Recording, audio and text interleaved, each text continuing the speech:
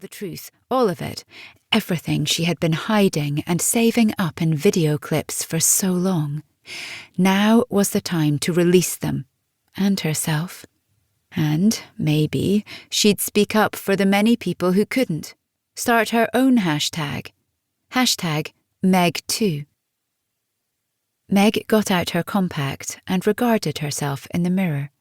Her dark pupils reflected her face. Kohl ran down her cheeks, making tracks in her foundation. She got out the latest batch of promo samples she'd been sent to test and repaired the worst smears of makeup, covering the red patches that showed through the foundation. If she was going to ugly cry on camera, she was going to look pretty doing it. Ring light on, filter applied, Meg typed into her phone the brands that would flash over the beginning of her live stream on Instagram. She had secrets to spill, and today was the day. A Christmas present for her followers and a piece of coal from Krampus for Grant. It wouldn't hurt her career either. The clock never stopped on TikTok, and this would get back some of the attention she'd lost.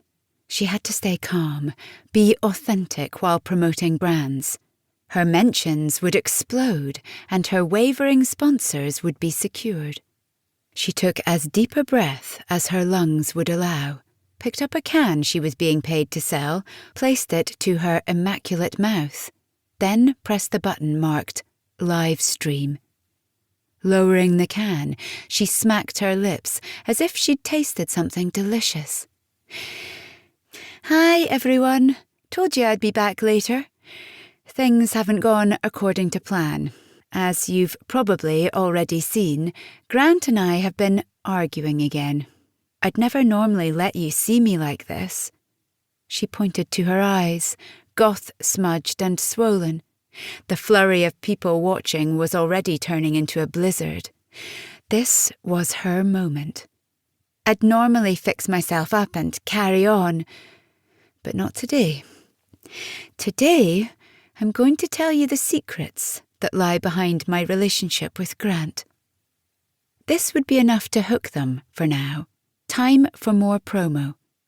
She talked on about being resilient, just like the makeup that remained on her face, despite the tears.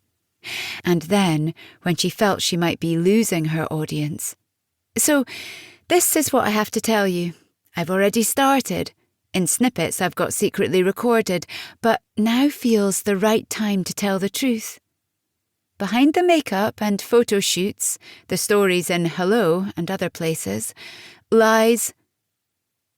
The train jolted, jerking to one side. Brakes screamed.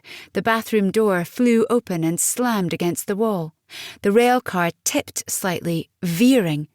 Meg crawled into the corner of the bed, holding tight to her phone. What's happening? She asked it, as if anyone watching would know or could help. The train screeched to a stop. The decorations she'd made and put up earlier swung and fell over her. Designer bags shunted around the cabin. Her jewellery box fell from the sink, along with a new eyeshadow palette, which scattered pigment in shades of heather and smoke across the floor. The compact mirror slid off the bed, cracking as it hit the wall. Meg stayed where she was, waiting for the world to settle.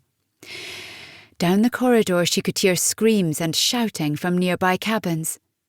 In a few moments, stillness. She pulled down the window, letting in a blast of air. Looking down the curved track, she couldn't see what had happened, only the thick winter dark. Other windows were opening. "Well, I bet you weren't expecting a train crash," she said, turning back to the camera on her phone. "And neither was I, though my life has been one for a long time. But Grant will be here soon, so I need to tell you. I need to speak." She took a deep breath and looked directly at the camera, knowing her eyes would be wide, her pupils huge. He was amazing at first, the ultimate romantic. My therapist called it love bombing, but soon he... Meg stopped. The door was opening. A foot was in the door.